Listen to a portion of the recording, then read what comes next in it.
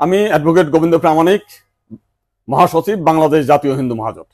গতকাল বিকালে শেখ হাসিনার পদত্যাগের পরে এদেশের হিন্দু সম্প্রদায় মনে করেছিল যে তাদের উপর বিশাল একটা হামলা, লুটপাট, অগ্নিসংযোগের ঘটনা ঘটবে।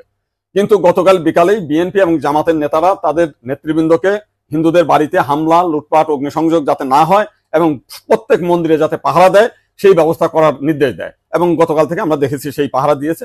সাধারণভাবে হিন্দুদের উপরে বড় কোনো মন্দিরে কোনো হামলার ঘটনা ঘটে নাই।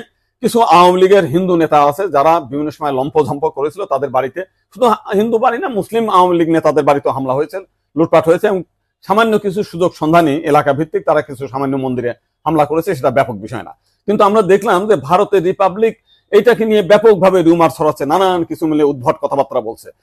এবং আজকে দেখলাম শেখ হাসিনার নিয়ে তারা কাহিনী তৈরি করছে, বঙ্গবন্ধুর স্ট্যাচু ভাঙছে, সেটা নিয়ে তারা খুব দুঃখে সাগরে ভাসছে।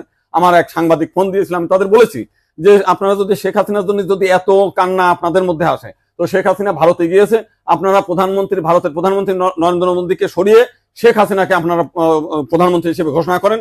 সে ভারতও রক্ষা করতে পারবে, তা আপনার সেভেন সিস্টারও রক্ষা করতে পারবে। আপনারা তো প্রতিদিন বলতেছেন যে শেখ হাসিনা না থাকলে ভারতে সেভেন সিস্টার থাকবে না। তো এইবার আপনাদের একটা বিশাল সুযোগ আছে, আপনারা শেখ হাসিনাকে ভারতের প্রধানমন্ত্রী করেন।